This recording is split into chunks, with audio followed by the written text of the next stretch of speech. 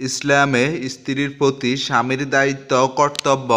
সুখী সংসার গঠনে স্বামী স্ত্রী দুজনের বিশেষ করণীয় আছে, কিন্তু পরিবারের দায়িত্বশীল হিসাবে এক্ষেত্রে স্বামীর দায়িত্ব বেশি।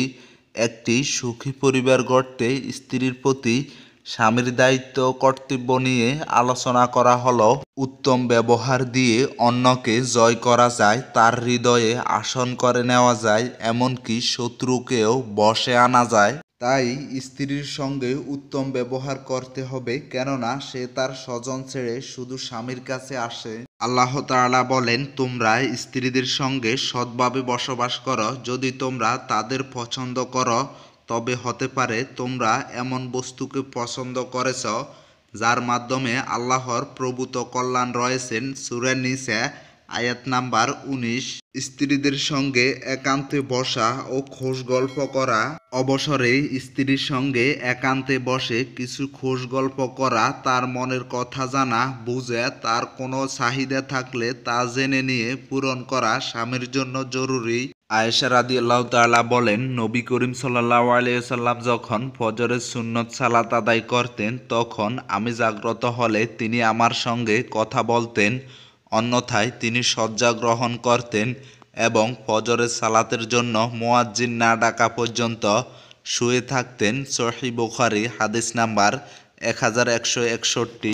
স্ত্রীর জন্য সুসজ্জিত ও সুবাসিত হওয়া। স্বামীদের করণীয় হচ্ছে নিজেকে সর্বদা পরিচ্ছন্ন ও পরিপাটি রাখা, কেননা অপরিচ্ছন্ন থাকা, অপরিষ্কার পোশাক পরিধান করা স্ত্রীরা পছন্দ করে না। ইবনে আব্বাস রাদিয়াল্লাহু তাআলা বলেন, আমি আমার স্ত্রীর জন্য সুসজ্জিত হতে এমন পছন্দ করি যেভাবে আমার জন্য তার সুসজ্জিত হওয়া পছন্দ করি।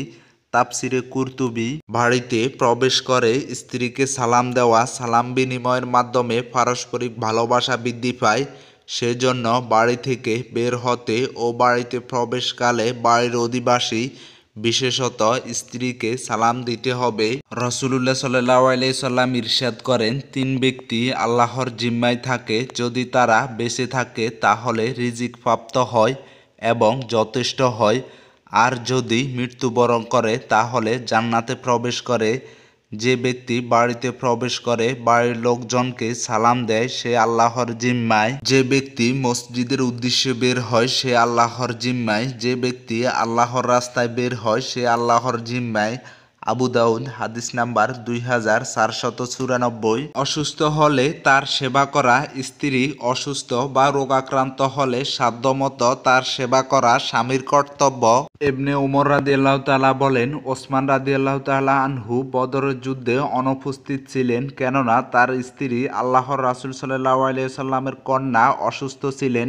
তখন নবী করিম সাল্লাল্লাহু আলাইহি সাল্লাম তাকে বলেন, বদর যুদ্ধে যোগদানকারীর সমপরিমাণ সওয়াব ও গনিমতের অংশ তুমি পাবে। সহিহ বুখারী হাদিস নাম্বার 3130। স্ত্রীকে সহযোগিতা করা। স্ত্রীকে পারিবারিক কাজে সহযোগিতা করা স্বামীর জন্য একান্ত করণীয়। বিশেষত সে অসুস্থ হলে বা তার পক্ষে কোনো কাজ কষ্টসাধ্য হয়ে পড়লে তাকে সাধ্যমতো সহযোগিতা করা জরুরি। আয়েশা রাদিয়াল্লাহু তাআলা বলেন, তিনি পরিবারের কাজ করতেন, যখন সালাতের সময় হতো তখন তিনি সালাতের জন্য বের হয়ে যেতেন। সহিহ বুখারী হাদিস নাম্বার 676। স্ত্রীর প্রতি উত্তম ধারণা রাখা। অনেকে স্ত্রীকে অযথা সন্দেহ করে থাকে, ফলে তাদের মধ্যে মনোমালিন্য ও ঝগড়া বিবাদের সৃষ্টি হয়।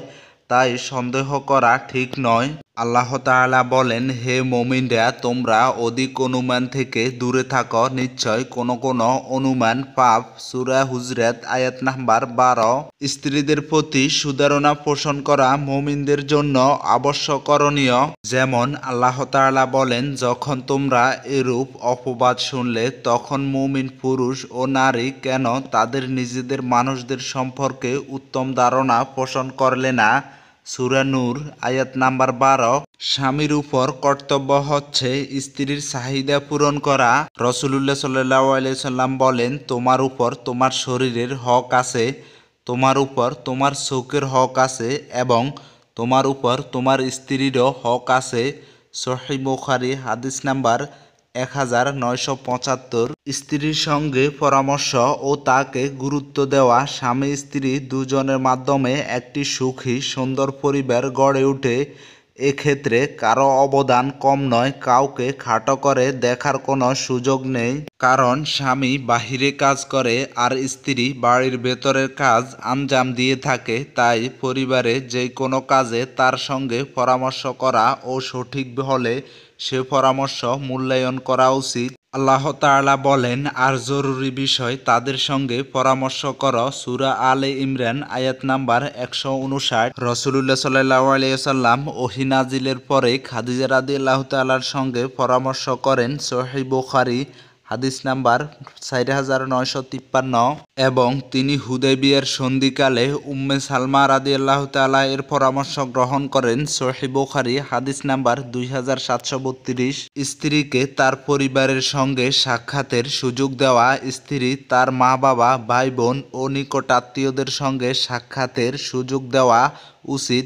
আর এক্ষেত্রে প্রয়োজনে নিজে সঙ্গে নিয়ে যাওয়া বা মাহরাম ব্যক্তিকে সঙ্গে দিয়ে পাঠাতে হবে। ইফকের ঘটনাকালে আয়েশা রাদিয়াল্লাহু তাআলা অসুস্থ হলে তিনি পিতার বাড়িতে গমনের জন্য রাসূলুল্লাহ সাল্লাল্লাহু আলাইহি সাল্লামের কাছে অনুমতি চান। রাসূলুল্লাহ সাল্লাল্লাহু আলাইহি সাল্লাম তাকে অনুমতি দিলে তিনি পিতৃগৃহে চলে যান। সহিহ বুখারী হাদিস নাম্বার 2661।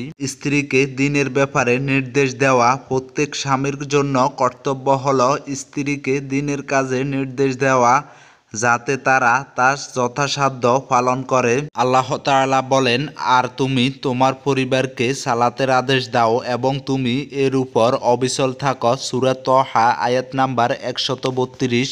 মারধর না করা। স্ত্রীকে বিনা কারণে বা তুচ্ছ কোনো ঘটনায় মারধর করা উচিত নয়, বরং তার ত্রুটি বুঝিয়ে দিয়ে তাকে সংশোধনের সুযোগ দিতে হবে।